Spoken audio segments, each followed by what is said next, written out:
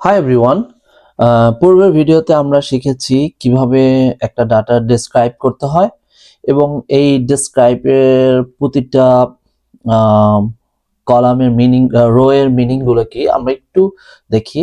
এখানে কাউন্ট দিয়ে বুঝিয়েছে যে কতগুলো এই আমাদের ডাটা সেটটাতে কতগুলো স্যাম্পল আছে, মানে হচ্ছে কতগুলো রো আছে।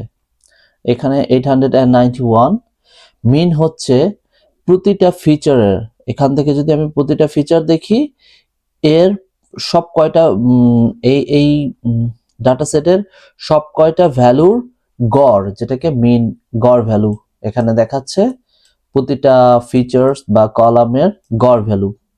স্ট্যান্ডার্ড ডেভিয়েশন, এটা হচ্ছে আমরা জানি যে কোন একটা ডাটা ডিস্ট্রিবিউশনের ক্ষেত্রে standard deviation is the most important things to see data কি পরিমাণ স্প্রেড হয়েছে, এটা দেখার জন্য স্ট্যান্ডার্ড ডেভিয়েশন দরকার হয়। এটা আমি ম্যাথমেটিক্যাল বা থিওরিটিক্যাল টার্মটাতে এখন ডেপথে যাব না, আমাদের যখন দরকার হবে ডাটা সায়েন্স লেকচারের সময় এটাকে আরেকটু বিশদভাবে আলোচনা করব। মিন হচ্ছে মিনিমাম ভ্যালু, প্রতিটা কলামের জন্য হচ্ছে মিনিমাম ভ্যালু 25% বা 25 পার্সেন্টাইল, এটাকে বলা হয় পার্সেন্টাইল। এর অর্থ হচ্ছে এটা আমরা প্যাসেঞ্জার আইডির ক্ষেত্রে এটার পার্থক্যটা দেখবো না খুব একটা। আমরা যদি কোনো এইজ একটা ভ্যালু নিলাম, হ্যাঁ এইজ এই কলামটার জন্য যদি বলি, এখানে 25 পার্সেন্টাইলে দেখাচ্ছে 20 পয়েন্ট সামথিং। এর অর্থ হচ্ছে 25% ভ্যালু, এই এইজ কলামে 25% ভ্যালু হচ্ছে এই 20.125 এর নিচে। আমি একটু বুঝিয়ে বলি, এখানে যদি আমি যাই আমাদের এইজ ডাটা সেটের মধ্যে বয়স আছে 22, 38, 26 এরকম অনেক বয়স দেয়া আছে, কিন্তু 25% অফ 25% ভ্যালু এই কলামের 25% ভ্যালু হবে 20 এর নিচে। 20.125 আমরা যদি ভুল না করি, ইয়েস 20.125 এই ভ্যালুটার নিচে হবে। এটাকে বলতেছি আমরা 25 পার্সেন্টাইল। 50 পার্সেন্টাইল একই রকম, 50% ভ্যালু হবে 28 এর নিচে। 75 পার্সেন্টাইল হচ্ছে 75% ভ্যালু হবে 38 এর নিচে। এগুলো কি কাজে লাগে, এগুলো আমরা ডাটা সায়েন্স লেকচারের সময় দেখবো, এগুলো আমাদের অনেক কাজে লাগবে। আমাদের মডেলের রেজাল্ট অ্যানালাইসিস করার জন্য এটা দরকার হবে। যাই হোক, আর এখানে ম্যাক্স দিয়ে হচ্ছে ম্যাক্সিমাম ভ্যালু 80। আমাদের যে এইজ ভ্যালুগুলো ছিল, এই এইজ ভ্যালুর মধ্যে ম্যাক্সিমাম ওই টাইটানিক জাহাজে যে সর্বোচ্চ বয়স্ক লোক ছিল তার বয়স ছিল 80 বছর। সো এটা আমরা দেখলাম। এখন আমরা আরেকটু নতুন কিছু টপিক শিখি। এখানে যে টপিকটা এখন শিখব, ক্রিয়েটিং ডাটা ফ্রেম। এটা কি আসলে ক্রিয়েটিং ডাটা ফ্রেম? এই যে আমরা যে ডাটাটা দেখেছি পান্ডাস দিয়ে, যে সিএসভি ফাইলটা আমরা লোড করেছি, সেই সিএসভি ফাইলটাকে আমরা পান্ডা, এখানে ডিএফ শব্দটা লিখেছি কেন, এটা মিনিংফুল করার জন্য। ডিএফ আসলে ডাটা ফ্রেমকে বুঝিয়েছি। আমরা দেখি আসলে একটা ডাটা ফ্রেম কিভাবে তৈরি করে, পান্ডাস একটা ডাটা কিভাবে রাখে। এখানে আমাদের সেই ডিকশনারি কনসেপ্টটা লাগবে।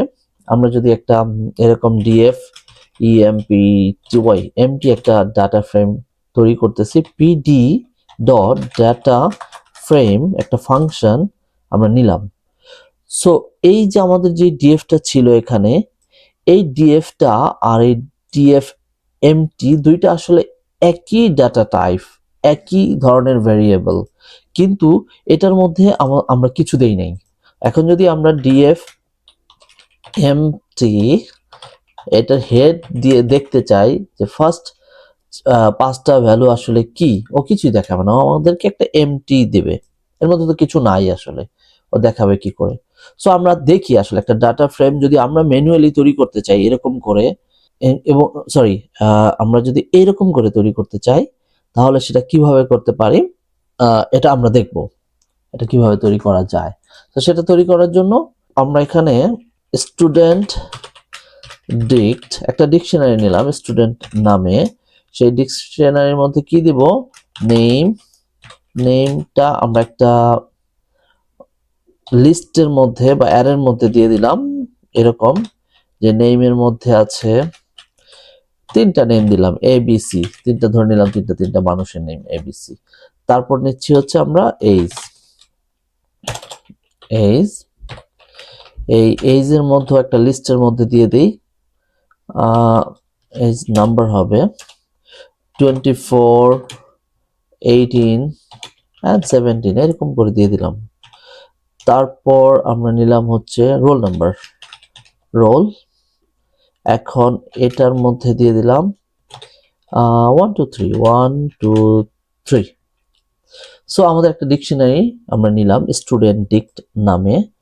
এখন এইটাকে যদি আমরা একটা ডাটা ফ্রেমে কনভার্ট করতে চাই, ঠিক আমাদের পূর্বের সেই সিএসভি ফাইলটার মতো করে, যে নেম বরাবর শুধু নামগুলো থাকবে, এইজ থাকবে এরকম, এটা আমরা কিভাবে করতে পারি? সো এটা করার জন্য যেটা হবে, আমরা একটা আমরা একটা ডাটা ফ্রেমকে কল দেব, সেটার জন্য ডিএফ স্টুডেন্ট নাম দিলাম। আমরা নাম যা খুশি দিতে পারি, জাস্ট মিনিংফুল করার জন্য ডিএফ স্টুডেন্ট দিলাম। PD dot data frame. এখন এটার মধ্যে যদি আমরা স্টুডেন্ট ডিকশনারিটাকে দিয়ে দেই এবং ও আমাদেরকে ডাটা ফ্রেম তৈরি করে দেবে।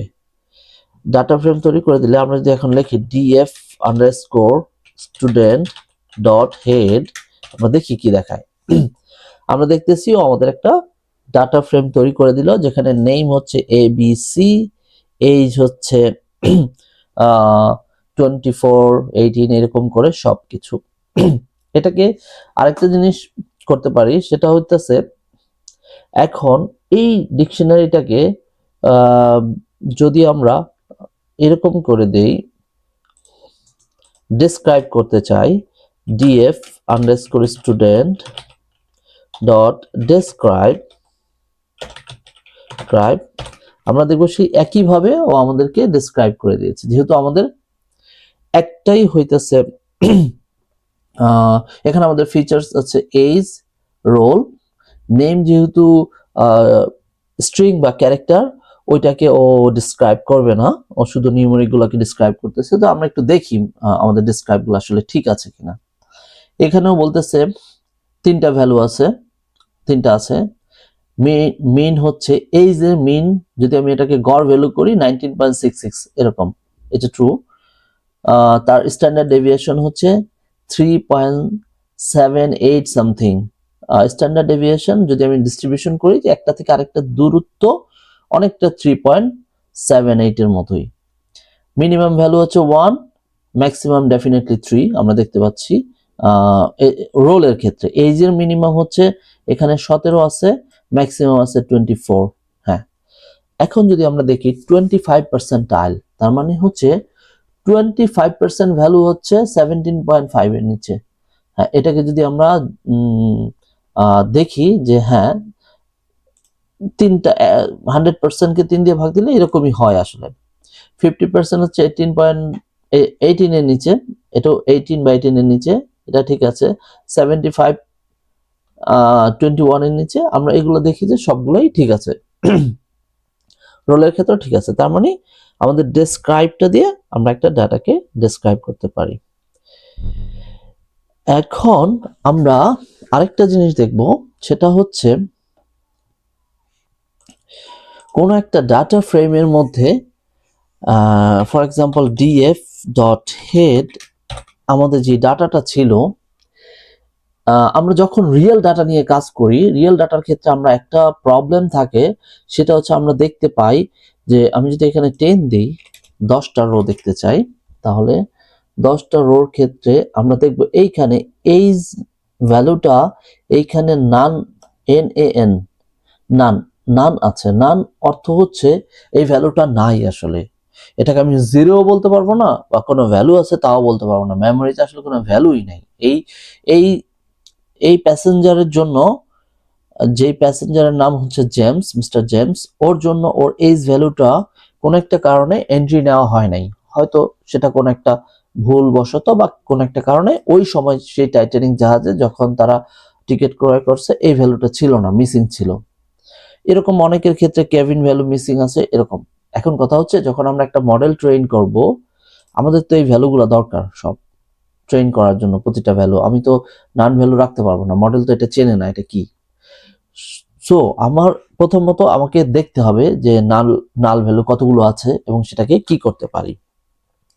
সো এই নাল ভ্যালু কিভাবে আমরা হ্যান্ডেল করব এবং এই ডাটাটাকে আমি আসলে ডাটাটাকে step by step data visualize করতেছি, অ্যানালাইসিস করতেছি এবং এই ডাটাগুলোকে ক্লিন করতেছি। যেটা আমার প্রয়োজনীয় ওটা আমি রাখবো, যেটা প্রয়োজনীয় না ওটা আমি রাখবো না।